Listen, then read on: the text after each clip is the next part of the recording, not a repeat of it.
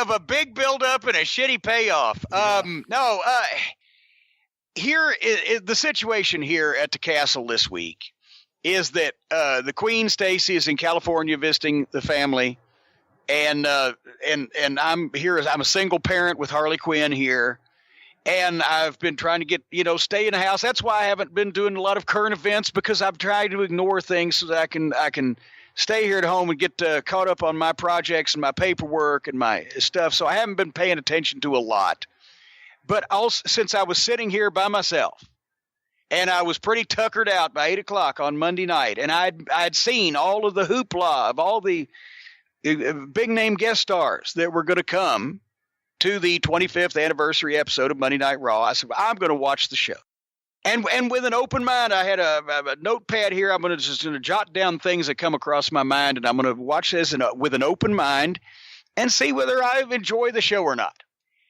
And I'm not even going to give my opinion yet when I just say that I am not a regular viewer, as you know, Brian, of the show. So I want to just, before I give my opinion, but I'm going to have my notes here. So it's not like I'm going to change my opinion by what you say. But since I'm not a regular viewer of the show, was this a typical program? Was this more a better program, a worse program, an average program? Where was this on the rating of recent Raws, in your opinion? I'm not a regular viewer either, but I definitely see more than you do throughout the year. I usually try to watch, the day after WrestleMania, and then if there's anything that we know is going to be big throughout the year, I'll try to check it out. But if there's a surprise, I'll probably miss it because I won't be watching. Well, so this was built to be the biggest show in quite some time, and so you see half a dozen or 10 shows a year is what you're saying. And this was certainly worse than the shows I think this was a pretty bad show by their usual standards. Okay, so then I'm not alone. You're not alone. I wanted to be as fair as possible. Some of the talent may be agreeing with us right now. You're not alone. Trust me. Well, here's the thing. I just want to read from my notes, and we can talk about my thoughts. And I know right off the bat, a lot of people are going to say, "Oh, if Cornette knocks something, it's well, they didn't ask him. He's mad. He didn't ask." My biggest problem I'm going to have, as you'll see with the program, was if they'd asked me under the circumstances apparently that it was going to happen, I wouldn't have done it anyway, because they advertised a lot of stars, and a lot of stars came out, and I'm using in some cases the word stars in a generous fashion, but there were legitimately a lot of top names there. And some of them did no more than stand there on camera and wave, and the ones that did do something said hello and shook hands. But anyway, at the top of the program, I loved the video history open, and this is one thing. And the Stewie Griffin compliment sandwich is coming up. I've always said, I said last year after I did the Hall of Fame ceremony, I said their production is probably the best done backbone thing of the company, despite the fact that I'm not a fan of the executive producers.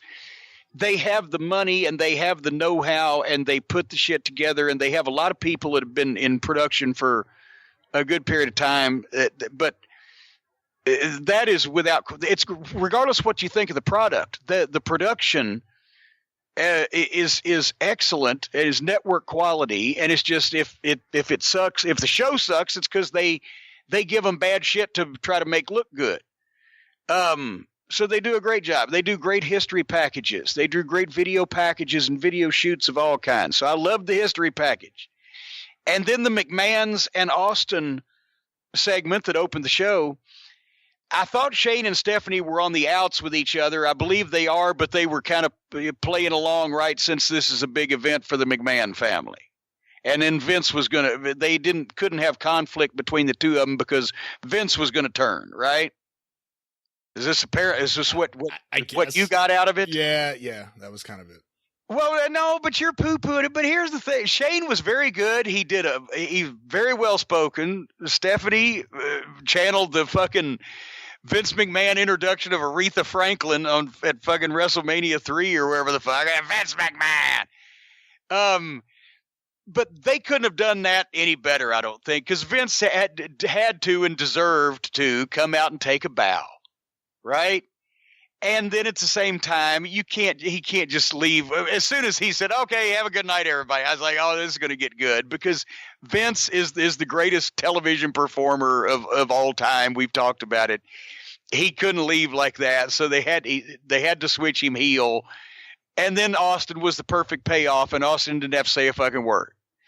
Except I think if you go back and watch the video, I have a feeling that Austin called an audible for Shane to take the second stunner. He takes a can of beer over and he sets it on Shane and he says something to him real quick and then he walks away from him. I have a feeling he said, hey, cheers me and then stunner, so that they could go off with that big fucking bump. So I believe Austin called it. And who's going to get mad at Steve Austin for calling an audible, right? I actually loved that segment. For a 25th anniversary segment on Raw, that is what one of them should have been. I had no problem with that whatsoever. Your thoughts? I didn't really like the segment, but I agree with you. That's what it should have been, in the sense that if you're going to have Steve Austin come back for the first time in so many years, I don't think it's smart to have him, even though they do this, and boy, they did it on this show, I don't think it's smart to have him beat some of the current talent, because he's never coming back and he's never having another match. And they've done that so many times where Hulk Hogan or whoever shows up and destroys whoever the guy who's been getting but what current talent was? I'm saying I'm glad they didn't do that. I'm glad. Oh, you're glad they didn't? Okay. The only thing they could have done is something with him and the McMahons. And, it was kind of cookie cutter in a sense. And it was something you could easily see everything happen right before it happened. But again, what else? I guess it's kind of what it's supposed to be for that segment. By God, I can't believe I'm going to devil's advocate for the WWE writing staff here, but no, that's what it needed on a big show like that, an anniversary show. You're bringing back a legend. The chairman is not seen on camera with regularity anymore. You're doing it for ratings. You want them to know pretty much what's going to happen in the end, because you want them to stay tuned through that first quarter hour. You just don't want them to know how the fuck they're going to get there. And also, once again, sometimes you have to give the people the finish they want to see, which is Austin Stunner and everybody, or else they'll be up. But is there a way to do it so that it's actually captivating, as opposed to everyone just sitting there on their hands knowing what's about to happen? Well, I know. But anyway, and bear in mind, for heaven's sake, Vince, as we've heard, he's 75 or whatever. He's in a retirement community now. Yeah. He's of ill health. So, but anyway, if that had been one segment on an anniversary show, that would have been, I would be loving this show so far, but we are about to take a serious turn and head south. I didn't number the segments, but the second and third, at least it was two. It seemed like the fucking girls 8-man. What the fuck I'd written down girls 8-man, girls 8-woman. What the fuck? It went forever. I've seen a couple of the young ladies. I thought Bayley was the hottest thing going. She had job face from the time she came out on the stage, and people didn't seem to be reacting. Has she died off? They fucked up Bayley. I mean, what did you expect was going to happen? She was a great act in NXT, so they brought her up and they fucked her up the way they do everyone. Why should she be special? Why should she be protected and treated in a way that they hope to make money with her in the future? They fucked up Bayley the same way they fucked up every single other act they bring up from NXT. Are you having a relationship of some kind with Bayley we don't know about, you post office playboy? But nevertheless, so basically, she just looked like she was like, oh God, I'm having to go through this.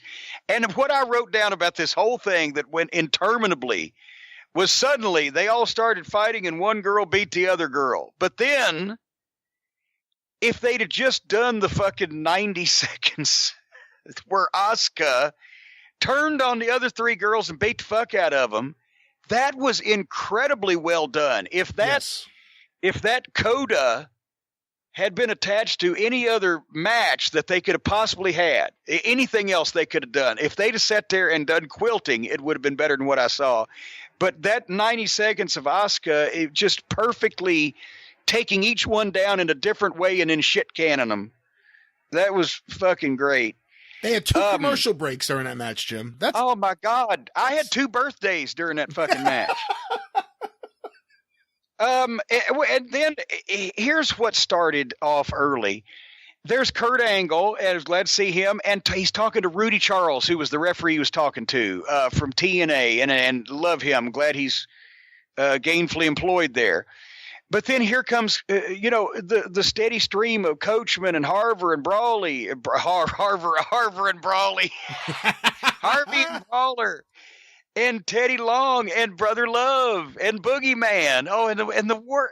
It was a running theme through the whole show, and I'm not knocking any of those people as talent individually, but they advertised all these people are going to return, and then they just either clustered them up in a fucking closet, looked like the stateroom scene from A Night at the Opera, in there with those guys, or they in a poker game, or just in the case of the ladies, as we'll get to as we run through it, they're just waving on the fucking stage. But and I love Boogeyman. I can always do without the worms thing, because that's it's too fucking. You saw the breakdown though. All the D-level people they put with the circus freak segment right there. Oh, for heaven's sake! No, I'm not judging them. I'm saying the way WWE sees them. And then all the C-level people were in the poker game. And, the A-level was obviously DX at the end, but they separated everyone by the way they see them, by the caliber of star. Hey, Harvey Whippleman will fucking kick your ass. No, he wouldn't. I'd kick his ass blindfolded. Are you fucking kidding me? No, Harvey can go. Bruno, are you kidding? Downtown Bruno? Please, give me a break. He'll fuck you up. One punch. He would fuck you up. Okay, anyway, the Undertaker package was incredible. You notice a theme here. Every time we can go to tape. Once again, they did a great job on that. But when Taker came out, I was disappointed that they gave him to the Manhattan Center as old school Raw, because I wanted the Undertaker major arena entrance. There's been nothing like it for fucking 20 years. And it's the first one they went all the way with. And in some cases, it may have been one they should have stuck with, but when I would stand in the ring with Yokozuna, it would give me goosebumps. When they cut the lights and the bong on an NBA arena fucking sound system and whatever lighting effect they want to do, and just the way it took him forever to get there, but the people were with it the whole way. It diminished him, I think, as to what he's become by taking him back that far old school and making it intimate or whatever. So I missed the entrance, which is it's I think of working, talking, entrance, and gimmick. Talking is probably Mark's. It's my only vice. It's only weakness, and they primarily focused on him talking, and it just felt like he just came out to fucking say, "Hey, I'm back," and here I am, and blah blah. They gave him nothing. There was nothing happening. It was a verbal wave at the fucking crowd. And then the poker game, and DiBiase got a hell of a pop with slapping the fucking money down, which that was, once again, you can see that coming a mile away, but it's still because you knew that was the pop. They timed the camera pan right. Production was incredible. Here comes the parade of general managers. They should have had the goddamn beauty contest banner across the front of them, identifying which era they had, and then with a little tiara, and fucking. Once again, except for Daniel Bryan being so insanely over that he got the yes thing going, he was worth seeing by himself. But I mean, Laurinaitis said, "I never even wore a fucking suit like that." But you can't tell me is that Regal, Eric Bischoff and William Regal are on the show to wave. Okay, then I wrote down Miz with some guys who it took so long for me to find out who they were. I forgot to write their names down. It's Bo Dallas and somebody, right? Curtis Axel, the son of Kurt Hennig. Oh my God! Okay, there you go. 2 guys in suits is what they've made them. Against Roman Reigns, its second match over an hour into the program. I mentioned that I wish the floor camera would stay still because it hurt my eyes because I need my new glasses. And this match would have had a faster pace underwater. I'm sorry, I don't believe The Miz in the ring with grown men. He looks like a character on Leave It to Beaver. He looks like he's 12 years old and his name should be Chip. And facially and body-wise does nothing to make me fear him. I don't believe he's a trained fucking Gracie Brazilian jiu-jitsu master. He's a guy being a wrestler, not a wrestler in his orchestration of things. And I guess he can talk, apparently, but I've never heard it. I've never heard him talk me into him. Well, I mentioned that it picked up when they went toward the finish there, and they started kicking the guys out and bumping them and everything. But if Miz is going to use Dennis Condrey's facebuster, he should learn to do it right. It was on the wrong side for one thing, although he may be left-handed or whatever the fuck. But when you get the full Nelson, you need to take the time to lock your hands behind the fucking head first. Then you need to grapevine the leg, then stand the fucking guy up. And when you fucking propel him, you should be about 1.5 feet perpendicular off the fucking ground flat with both of you before you land, and then you will have accomplished it the way Dennis Condrey used to do it. But now my question to you, Brian, is this is the guy that beats Roman Reigns? Wasn't it supposed Roman Reigns has been supposed to be the champion for 5 fucking years? He was supposed to beat The Undertaker. He was supposed to they booed him out of WrestleMania one year, but he was supposed to beat somebody, and Daniel Bryan got the and Miz beats him on free TV? How the fuck does this work? Remember I said earlier, they fucked up Bayley? They fucked up Roman Reigns tragically, because this guy could have been so over, and they used him so poorly that the fans rejected him, and this is the position he's in now. This was the guy, and they're going to give him another shot. He'll be back on top, and they'll try him again, but they fucked up Roman Reigns for 3 years or whatever. That's what that is. But actually that's one of the and once again, athletically he's okay, but he needs to be turned loose some way. He don't seem comfortable to me. He's very good. I'm not saying that he's not. He's very, very good. That's what makes it so upsetting, I think. That I would have brought him. I would have brought him in, and not with the Miz, but I would have brought him in as a James Bond bodyguard villain of a Piper type, and with that look, he's got the exotic island look and that fucking body and the facial expressions that he's got and can do, and I would have more or less dieseled his ass over as a heel for about a fucking year and a half, and see if we can get enough heat on the other fucking guy to switch him, and then make him the diesel pattern. Vince knows how to do it. No, but that's exactly what he did. That's what he did. He fucked it up the second time, the same way he did with Nash, because he built him up kind of the same way as Nash when he was in the Shield, when he was a heel. And then when they turned him, they did what they did with Nash. He didn't just turn babyface. He wasn't the same guy, but a babyface. All of a sudden, he's smiling, and he's holding balloons, and he's patting kids on the head, and that's the problem. They don't know how to manage a babyface at all. He should have everything except the fucking metal teeth on him, and fucking like like when they had Christopher Reeve on South Park biting the heads off fetuses and sucking the stem cells out. And he should be doing that in the fucking ring. Anyway, then they played more poker, which is starting to get old now, because once again, except for I think it was Heath Slater's getting drubbed out of some money, and that Screechy, they called her Dana Brooke. Dana Brooke, with the blonde hair, and is she supposed to be Terry Runnels in 1990, or I don't know what the fuck's going on there, but she's a bodybuilder that they found and they trained after they recruited her, and then before she was ready, they rushed her up to the roster, and now that they've, I think, maybe accepted a little bit more than they had previously that she can't wrestle, they're trying to find something to do with her. Well, Christian's Peep Show. I am a huge fan of Christian. As a matter of fact, I may get in trouble for saying this because I may have had information, but when Christian or when Edge had his tryout match, it was against Christian, and the match was orchestrated by Carl DeMarco. He's the one that said, "Oh, you got to look at these guys." Who was the old? He was Bret Hart's agent at one point, and he was the head of the Canadian office after they got on the outs with the Tunnies or whatever. But old Carl DeMarco, he had the head the size of a moose head. He had the world's largest head, Carl DeMarco, and we used to rib him about that.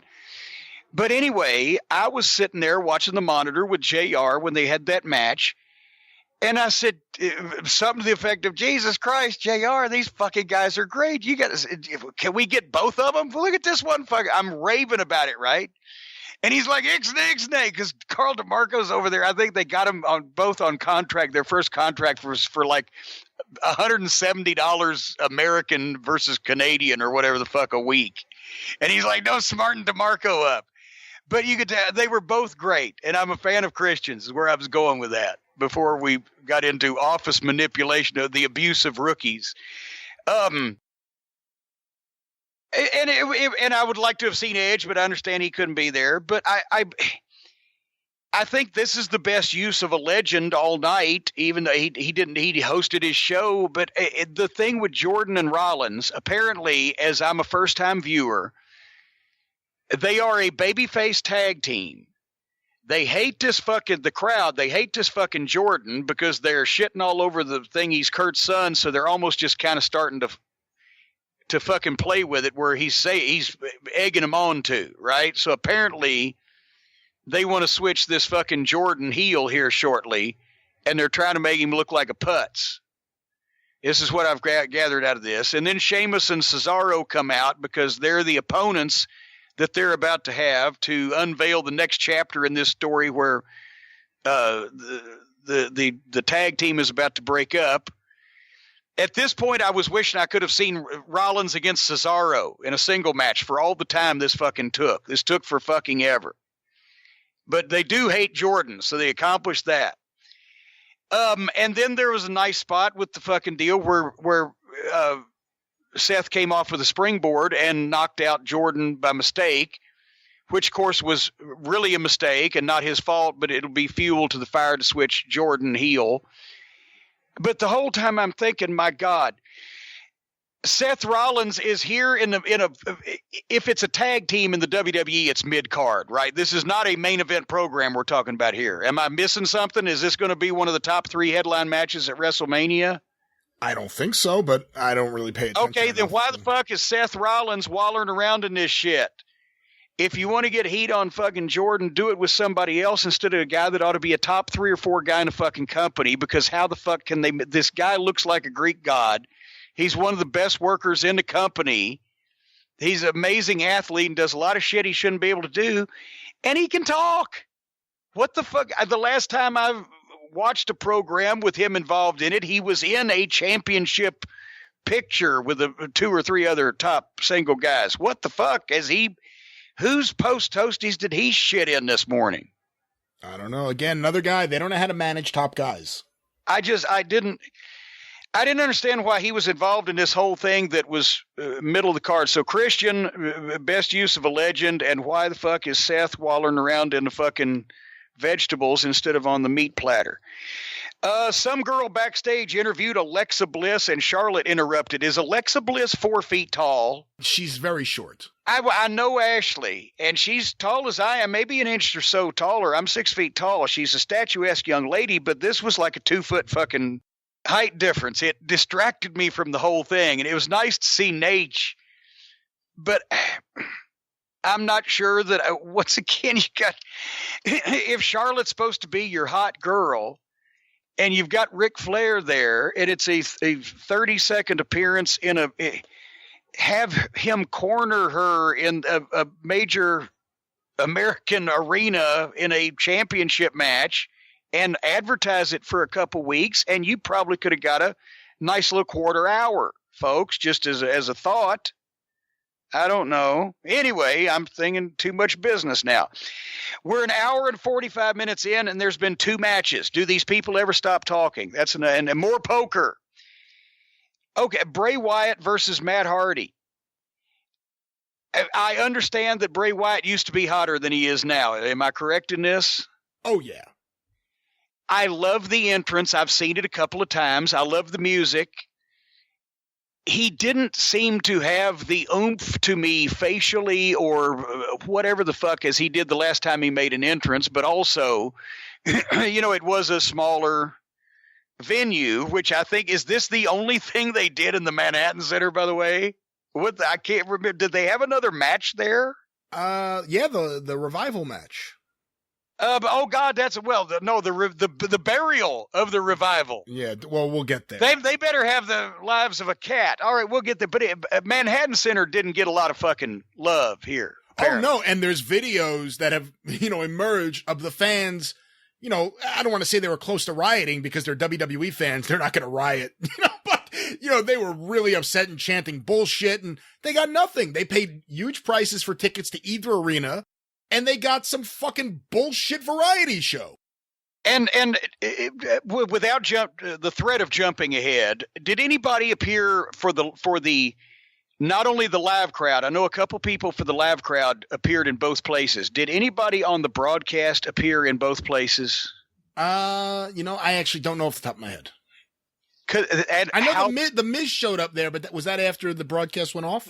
I think, yeah, and Flair came into Manhattan Center out there, whatever. But the point is, how the fuck do we not know that? How the fuck did they not do a Live Aid Phil Collins? How the fuck did they not, in all seriousness, it's the fucking WWF.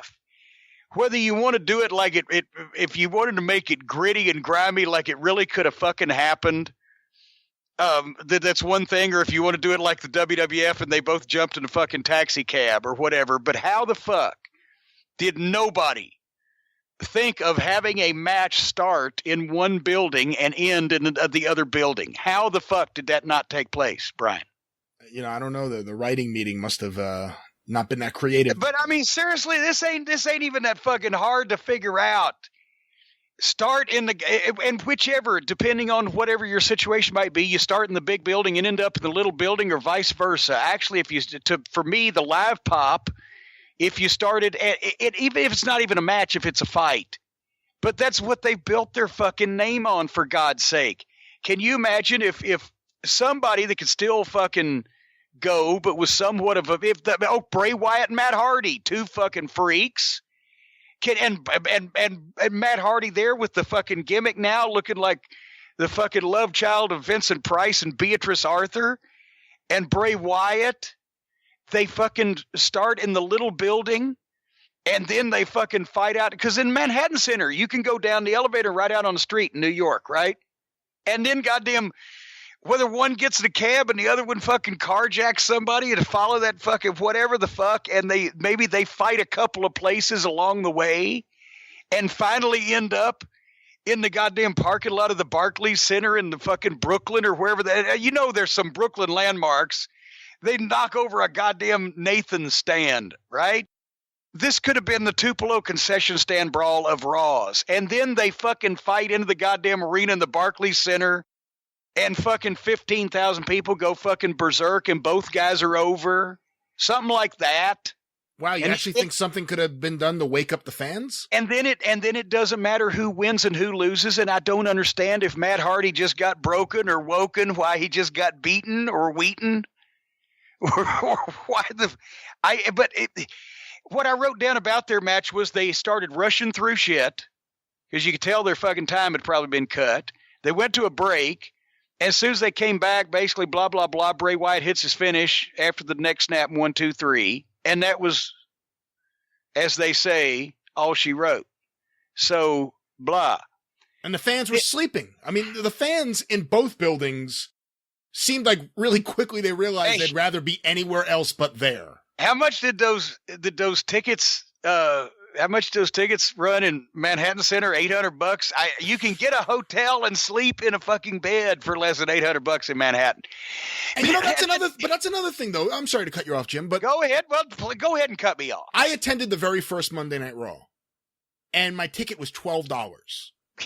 And if you look at that crowd, you look at the traditional Manhattan Center crowd for Raw, it was different races, different ages, all sorts of different people. It was kind of like the character you would see outside the entrance at the Garden. Like those it was Vladimir and Mike Johnson. Right. And maybe the Camel. Right. Captain Ivan, Stuart Stevenson, and his Bob Backlund for President shirt or whatever, Bob Backlund for WWF Champion shirt. Those guys weren't there. I mean, you almost had it so you priced out the people who would actually react to things. It's like Yankee Stadium. If you could afford a ticket to go in there, then you got nothing. They're all just sitting there. All these white guys are just sitting there and nothing's happening. It's just such a fucking joke. But anyway, up next now, this sounds like the ghost of Mr. Chicken when he's relaying his night in the house in this parade of terror. It was the parade of women. And once again, it was the Bellas. I wrote these down because I wouldn't know. I mean, I know who the Bellas are, right? I wouldn't have recognized Maurice and Kelly. I know Lillian Garcia. Jacqueline, I see Miss Texas out there. Actual girl wrestler for once. Tori Wilson, Michelle McCool, Terry Runnels, Maria Kanellis, who's very pregnant right now. Congratulations to her and Mike. And Trish Stratus, was a big name. Well, several of these girls are big names, obviously. They waved. Here's the thing. I mean, I teased this top of the program. People are going to say, Cornette's fucking, mad because they didn't call him. If they had called me, I wouldn't have done this.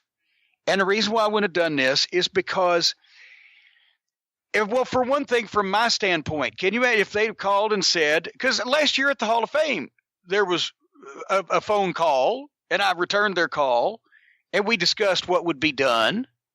And it was great. If they're going to induct the Rock and Roll Express into the Hall of Fame, it's a natural thing that Jim Cornette do it. I can see that, yes, and I wasn't the star of the show. I was a featured part of the program, and blah, blah, blah, and on, and everybody got their moment, and et cetera. And it was a contribution to the show. I got paid for it.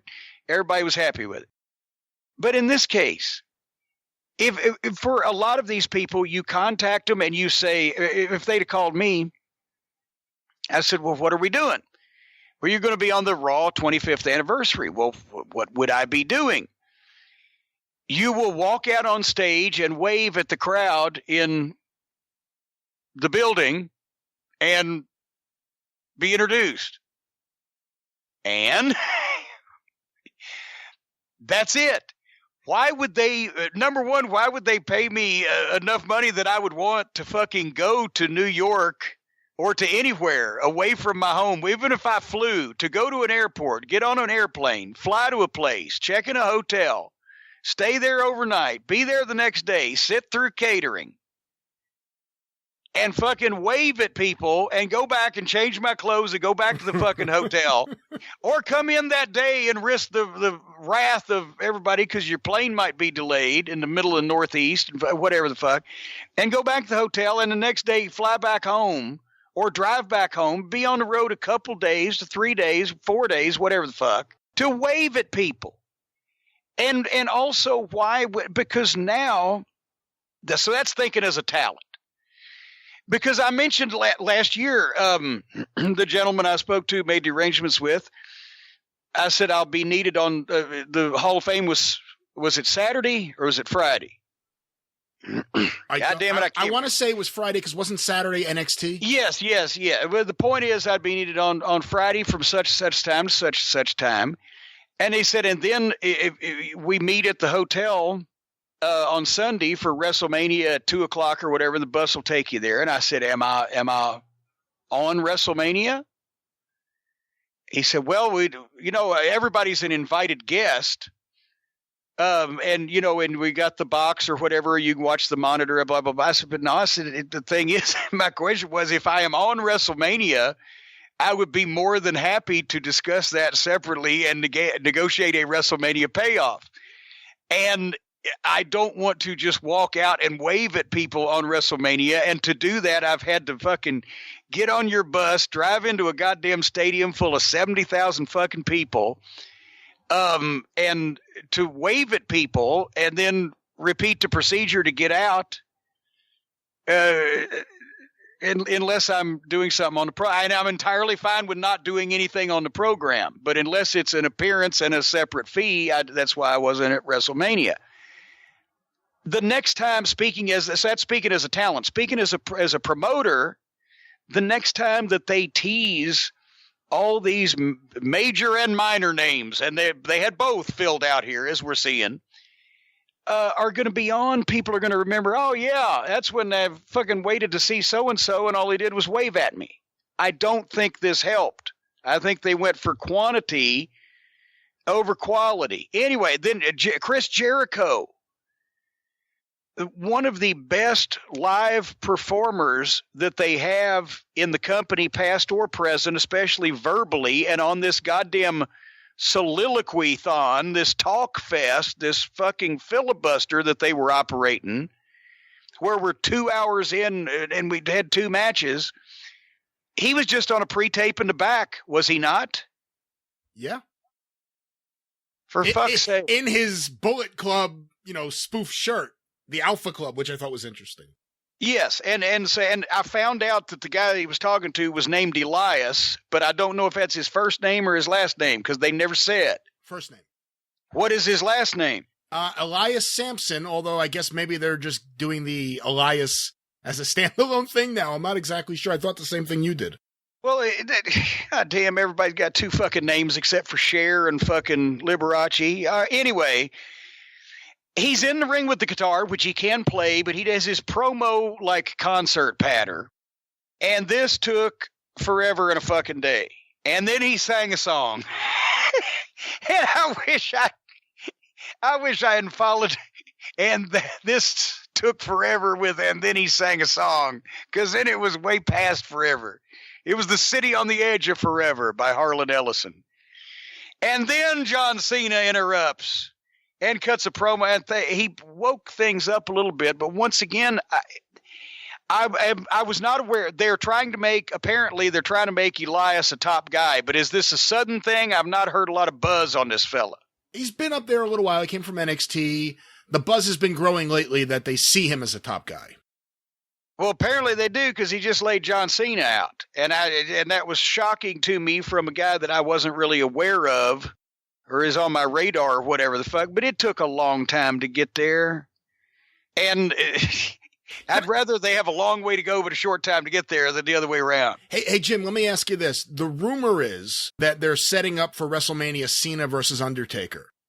This Raw... Well, how the fuck did they do that? Well, what I was going to say is this Raw has more eyeballs watching it probably than most Raws besides the Raw after WrestleMania, whatever else happens, because they built it up. They did nothing on the show with The Undertaker at all. And with Cena, they did nothing to set that up at all. It's puzzling. The Undertaker thing, to go back to that, they did nothing with him. If I asked you, what did The Undertaker do on the big Raw show? What's the answer? I didn't get the point of his promo. I didn't understand what he came there to say. He spoke well and said nothing. That's why I said there's no purpose behind what. And then they played more poker. Of course. And then Mark Henry and the Godfather has a lovely wife. Holy free holy. Okay. Then I wrote Titus O'Neil and Apollo Crews with Dana Brooke. There's her name again. Heath Slater and Rand. Everybody knows that I'm a huge Rhino fan. I wrote, does anybody lock up anymore? Was at this point was one thing I wrote down. But they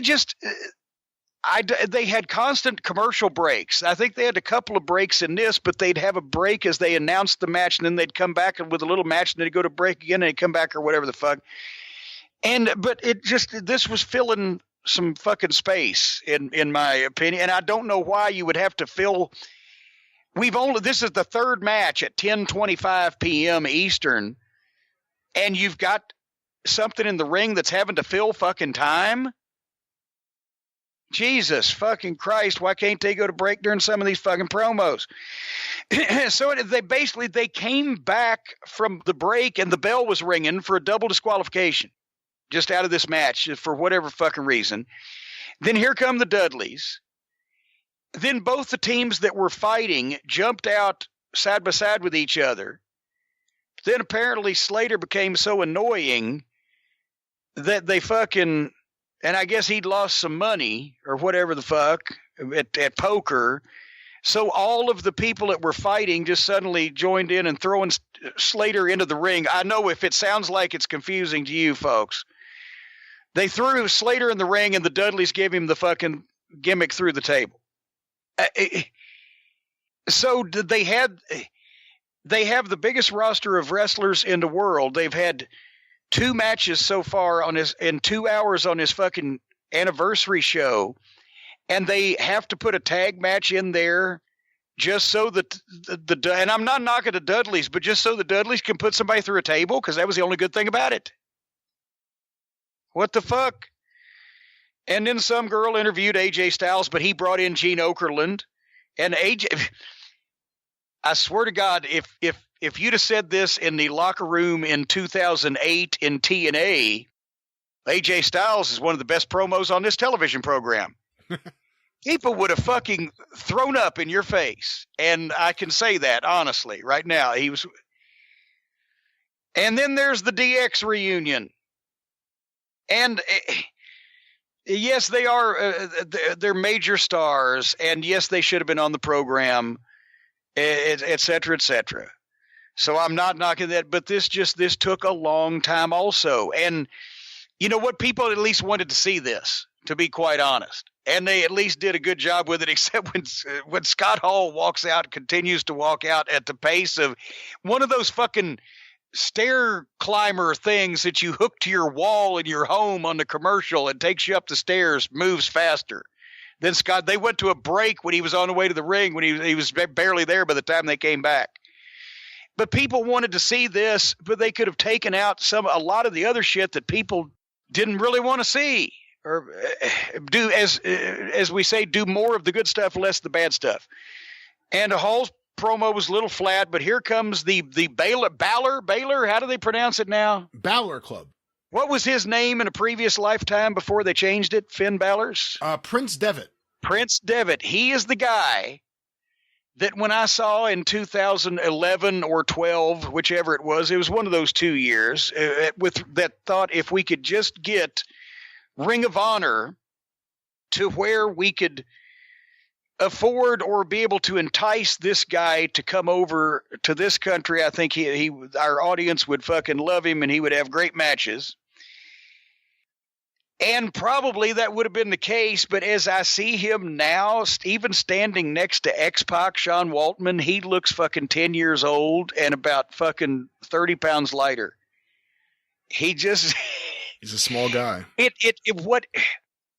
What this segment did with any of the guys and who was with him, who's in the rest of the. Oh, that's Gallows and Anderson. Okay, yes. Because remember, that was the original Bullet Club. Yes. Gallows, Anderson, Prince Devitt, and Bad Luck Fale. That was the original Bullet Club. Okay, well, here's what I was about to say. And I remembered that Luke and Carl were in the next segment, but I didn't remember who came out with who. Point is, you've got Shawn Michaels and Triple H. Triple H is a caveman. He's enormous. He's fucking huge, right? Shawn Michaels is wearing enough clothes that even though he's always been painfully thin for a WWF champion you would think Vince was into, the point is he's got good size on him. Brian Armstrong, Road Dogg, is deceptively big. Billy Gunn is fucking huge. Even Sean Waltman is a big kid. And then Luke Gallows is a large human being. And Carl Anderson is no fucking shrinking violet himself. Poor Finn Balor looked like a fucking grade school child in this ring. I didn't think it did him any favors being it was just awkward. That those ships passed in the night. You know what I'm saying? And it bears in mind that a lot of the fucking X-stars, whether it be Triple H or the New Age, the guys there, Steve Austin looks fantastic. You know, and he's obviously not on any steroids because he doesn't need to take anything for anything that he does anymore. He's just a big fucking guy that's in shape, and they look like men next to the new talent. Am I getting this point across? Yeah. All right. So anyway, then here comes the fucking revival. And, once again, I don't know that it went 2 minutes. It certainly wasn't long, but they did some good stuff. Both those teams are good. And also now they've signed that War Machine. And I'll tell you what, Hanson and Rowe, I managed them a couple summers ago against the Hardys at that Oaklamania event. And that's probably the most fun I've had managing in the past 5 years since the last Midnight Express match or whatever. To have two teams that knew what they were doing at War Machine, they're big guys, but their shit looks good. They had a really good match. A finish got over. People were into everything. It was really enjoyable to work with guys that caliber these days. But point is, they've got to get somehow nobody gets over when they just basically go out and have a pretty good match, did some good stuff for a couple minutes, and then just do the finish and then just beat the Revival. And then I'm sorry, I'm sure there's going to be somebody that sold it to these guys, and I haven't spoken to them as well. And then you'll get the rub of all the.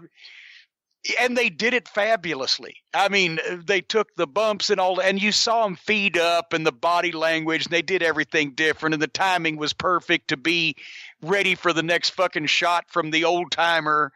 So it's just they were almost at the level of like when Bobby Eaton and Barry Windham used to have part of the spot show match on their knees with hip tosses and body slams and suplexes and everything while on their knees when the people didn't know what they were doing just to make it more difficult because they were so good, right?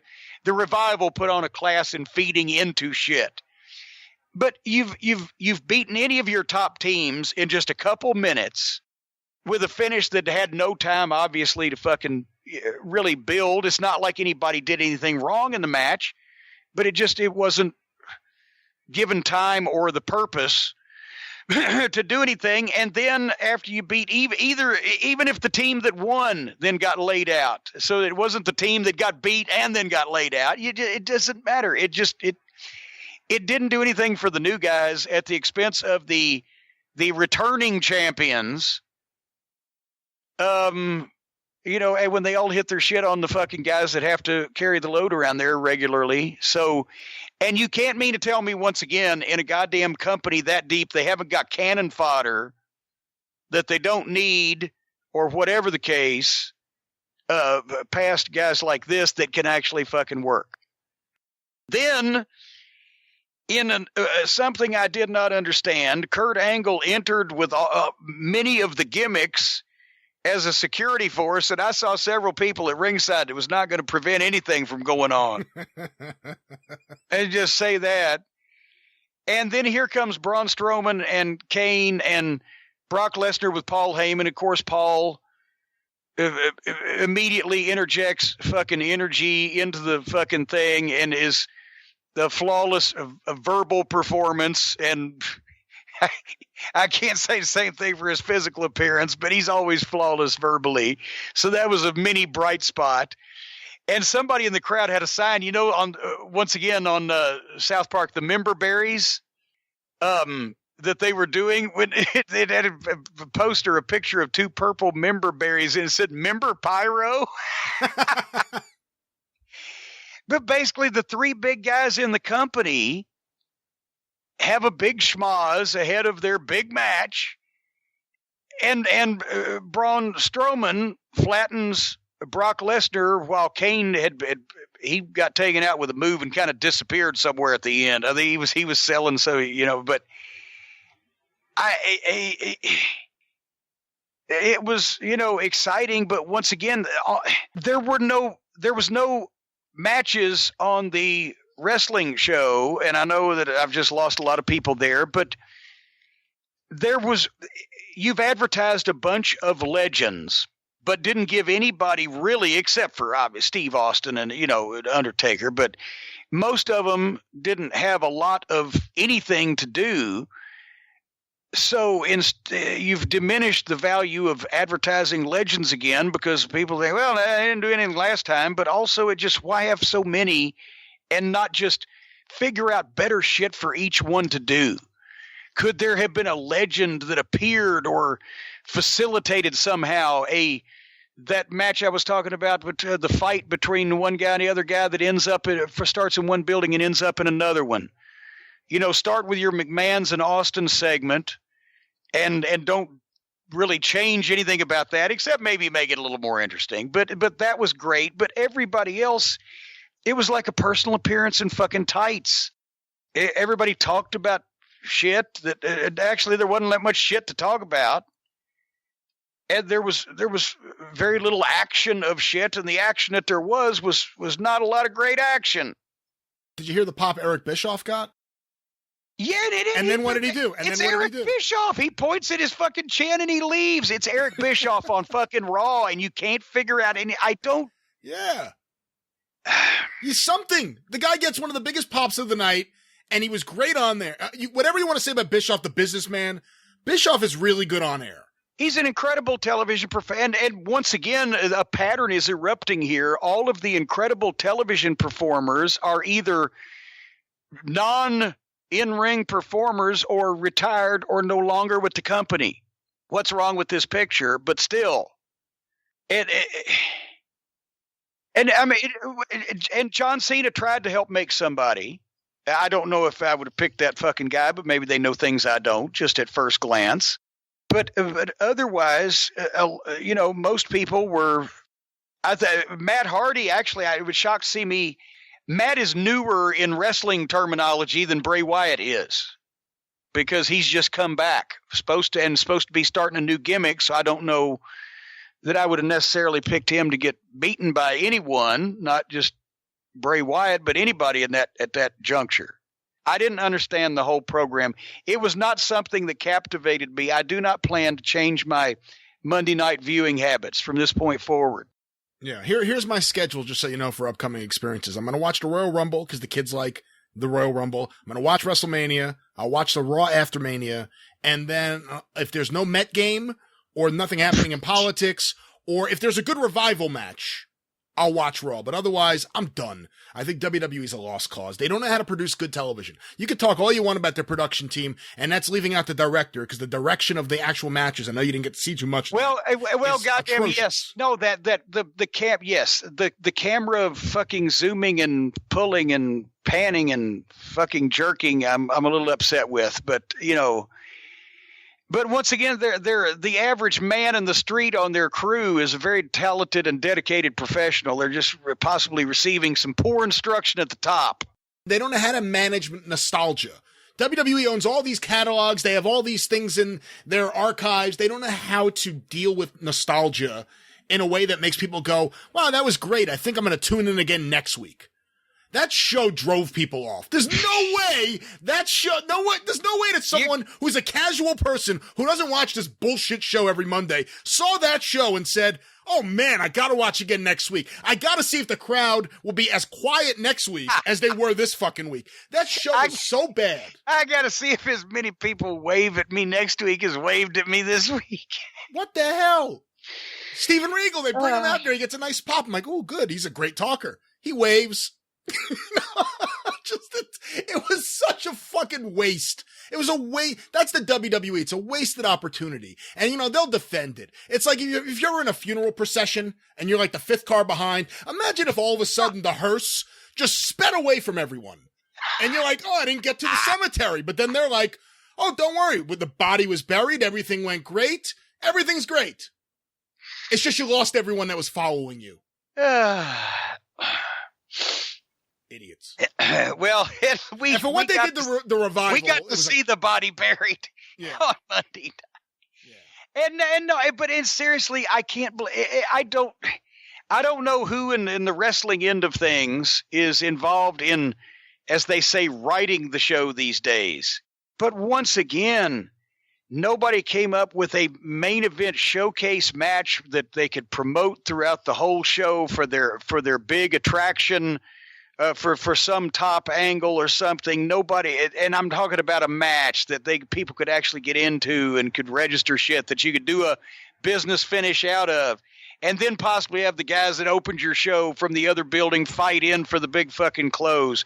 Nobody thought of a goddamn, besides the McMahons and Austin, a heavy duty in-ring confrontational segment involving some legends to at least get some drama. Nobody thought to fucking elevate some of the young folks underneath. No, it's all while this big audience was going on, except for John Cena, who they always say never puts anybody over, and he got laid out by the fucking young kid.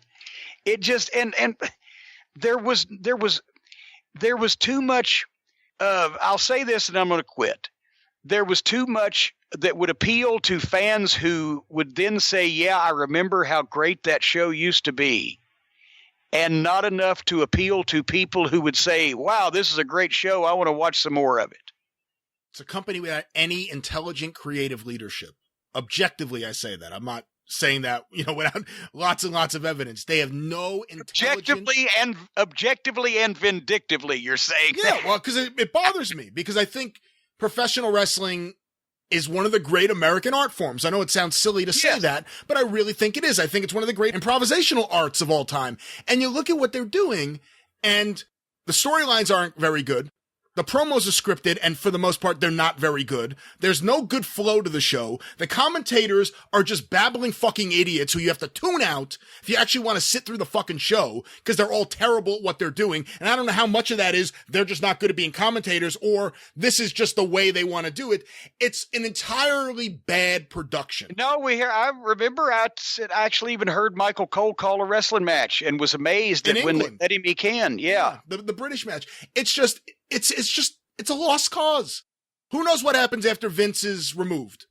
Who knows? Because, NXT is really good and everyone's saying, oh, Hunter will take over one day. Wait, you just said instead of saying when he's gone, when he's removed. That's what it's going to be. Is it going to be an impeachment? No, well, let's put it this way. If Vince is either removed or if the company is sold, the question becomes who leads the company, who creatively leads the company. And I don't know enough. I like NXT and I have hopes for Hunter. I hope. Although when you see something like that DX thing at the end, you realize so much of his career is really just about ego building for him and Shawn Michaels, who looks like a fucking sewer rat right now. He has 10 strands of hair. Just fucking shave your head already, you idiot. Cross-eyed goof. Oh, Jesus Christ. Wait a minute. Have you been in my water supply? What's come into you? No, because you know what? I look at it like I wasted my life last night watching that fucking show. Anything I would have actually enjoyed, they made sure I didn't enjoy. And it just makes no fucking sense. And my point before was, when Hunter takes over, if that is what happens, unless it's a John Ringley-like situation, or unless Shane somehow wrestles power away, or unless Fox buys the company and puts someone like Jim Herd in charge, if Hunter really is the person that takes over, it's going to be interesting. Because, you hear people like Hunter and people like Brian James, the Road Dogg, defend this philosophy of, 50-50 booking isn't that bad. This is the way it is. It works now. I don't know how much of that's a Vince philosophy that they're going to have to say they agree with, or how much of that's their legitimate philosophy about how to make wrestling work. But it's a lost cause right now. But here's the thing I don't understand is that I worked in booking meetings of just 3 and 4 people with Vince McMahon. And there was never a time for anybody that he was pushing as babyface or a heel or just as a wrestler that he thought that they should win or lose half the time, or that they should lose half the time. I don't know where that's come from, but Vince didn't invent it. Somebody, if he agrees with it, somebody sold him on it. Or maybe he just doesn't keep track anymore. And the other thing is, it's not fucking physics. Wrestling should be simple. Storylines should be easy to understand and should make sense from one week to the next. Steve Jobs said simplicity. That's the key to Apple. I think that's the key to wrestling. They make it so overly complicated. Just have matches, have interviews where guys explain why they hate the other guy, have the other guy say, fuck that guy, I'm going to kick his ass Sunday night, have people believe it. I mean, it's just, they produce a show that does nothing to make me, a lifelong wrestling fan, come back and watch again. It bothers me to this point because they've done everything they can to drive everyone out of fucking business. And this is the state of the wrestling industry. And this isn't going to change, but still, I thought it was the worst fucking show. It was a waste of my life watching that fucking show. Ladies and gentlemen, there you have it for Jim Cornette. I'm the great Brian Last. We've exchanged... We got in Professor Whoopi's fucking brain transfer machine, but those comments that Jim Cornette just made are certainly not reflective of my viewpoints, folks. So if you want to sue anybody, sue Jim Cornette, not me, the great Brian Last. Oh, come here. I got Harley Quinn here. Oh, come here. Oh, look at you, baby. Oh, you're so cute. Oh, Harley. This might be a good time to fucking leave.